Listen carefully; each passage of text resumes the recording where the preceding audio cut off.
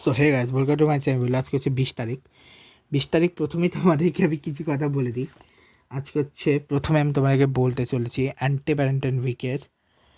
আচ্ছা, এক সেকেন্ড দাঁড়াও। তো প্রথমে আমি তোমাদের বলবো আজকে একজন স্পেশাল মাসের জন্মদিন, যিনি হচ্ছেন শ্রী পুরুষোত্তম দাস ঠাকুর। ওনার জন্মদিন আজকে। তারিখ আমি একটা জিনিস মিস করে গেছিলাম, তো আজকে আমি সেটা একটু বলে দিই, ঠিক আছে?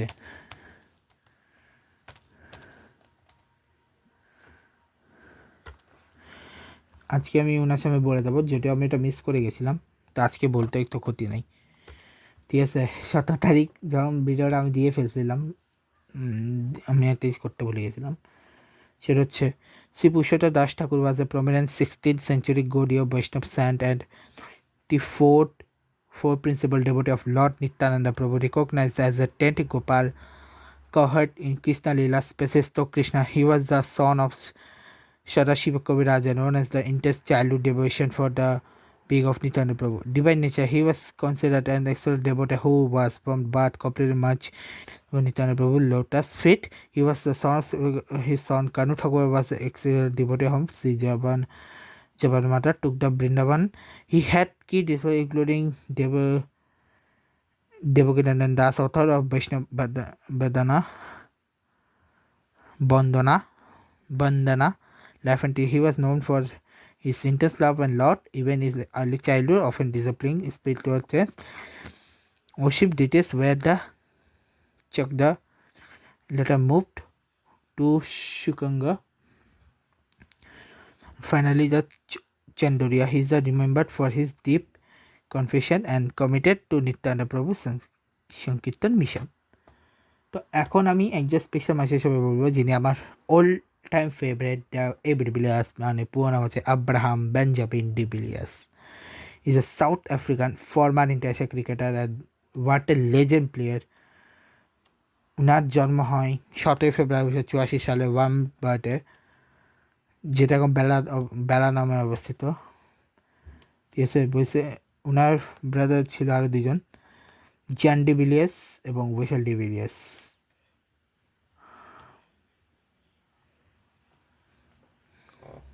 ওনার বাবার নাম ছিল আব্রাহাম বি ডিভিলিয়ার্স অ্যান্ড মাতার নাম ছিল মিলি de Villiers. Childhood really known. He was who was in school in Pretoria, teammate Fab du Plessis, who was still remains his good friend, and he is a high school graduate. His father was a doctor who played rugby union in his youth career. ঠিক আছে, টেস্টে ওনার 22টা century, 66টা 15-এ 8,665 run, ঠিক আছে? এবং the record for most test without registering a duck 78. Before being dismissed for not against Bangladesh in November 2008, he also holds a second highest individual score by a South African batsman with an unbeaten 278 until 2012. He has occasioned wicket keeper for South Africa. Although after his retirement, the regular test keeper Mike Boucher, his own captaincy, he has started to regularly keep wicket for the national team in Test T20s. He gave up wicket-keeping in 2015 and handed the gloves to debutant Quinton de Kock. He holds the record 16 ball, fastest 131, fastest 150-64 ball of the all-time one-day international by any batsman. এবার কার against হয়েছিল সেটা, test খেলেছে 114টা, run করেছে 765, 55.66 batting average, 22টা century, 46টা 50, tops করছে 278, 204 হচ্ছে বল, wicket নিয়েছে 2টা, bowling average 52.00, 5 wickets একটা নেয়নি, 10 উইকেটস নেয়নি, বেস্ট বোলিং হচ্ছে 2/49, 200 ক্যাচেস নিয়েছে 222টা, স্টাম্পিং করছে 5টা। এরপর আসি ওডিআইতে হচ্ছে 228 ম্যাচ হচ্ছে ব্যাটিং করেছে, 9,577 রান করেছে, 53.50 ব্যাটিং এভারেজ, 25টা সেঞ্চুরি, 53টা হাফ সেঞ্চুরি, 176 টপ স্কোর, 192টা বল করেছে, 7টা উইকেটের নিচে, 28.85, কোনো 5 উইকেট নেয়, 10 উইকেট নেয়, 2/15 হচ্ছে না বেস্ট বলিং ফিগার, 176-এ 5 176টা ক্যাচ ধরেছে, 5টা তিনি স্টাম্পিং করেছেন। টি-20 ক্যারিয়ার যদি বলি,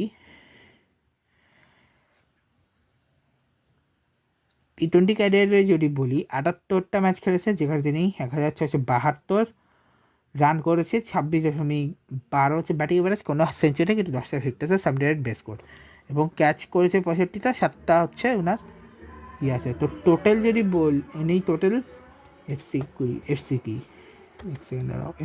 ফার্স্ট ক্লাস ক্রিকেট, হ্যাঁ, তো এই ফার্স্ট ক্লাস ক্রিকেটের টোটাল ম্যাচ খেয়েছে 131টা, রান করেছে 10,689, 71 হচ্ছে ওনার ব্যাটিং এভারেজ, 25টা সেঞ্চুরি, 60টা হাফ সেঞ্চুরি, 278 এখানেও, 434টা বল করে 2 রান, 69 2টা 49 এবং 275 6 উইকেট হচ্ছে ওনার high score.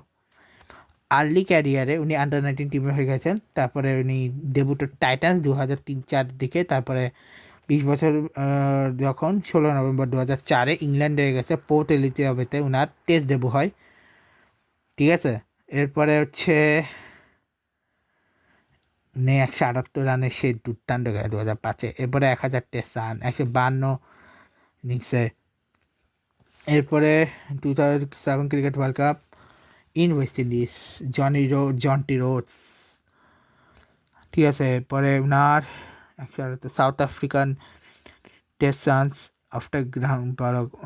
He struggled. He made just 152 runs in 6 innings. He was back in form soon.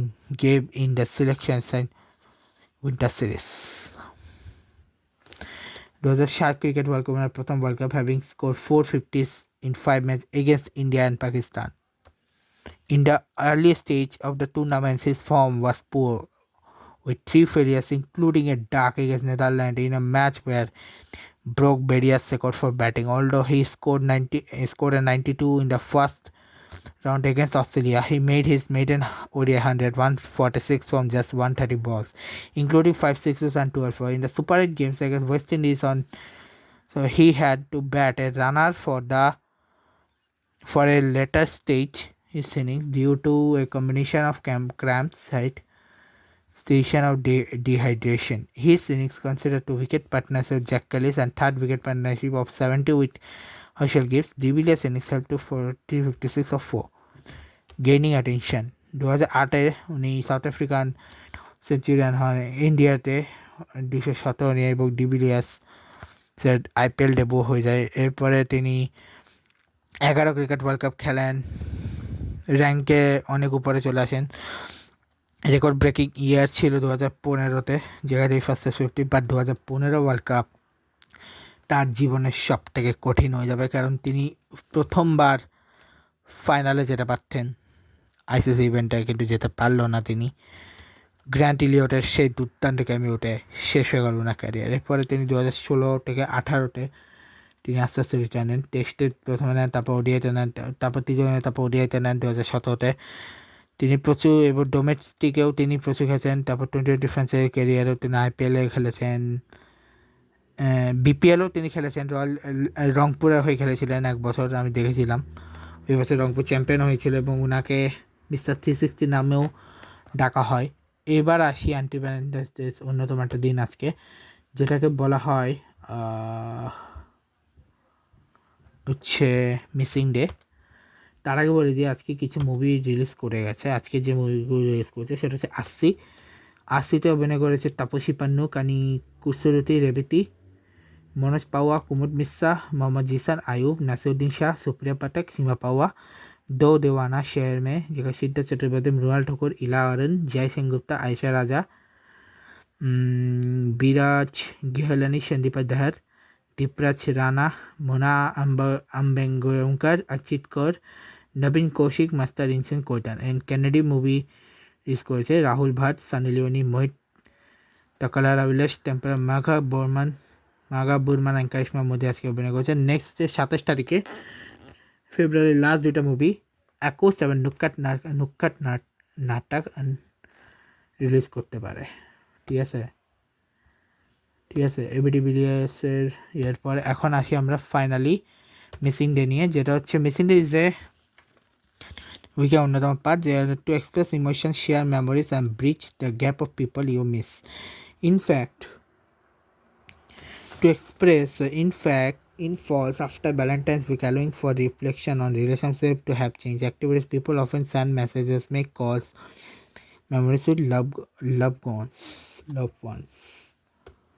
Context: it is a part of anti-Valentine's week which starts with Love Day and end with Breakup Day.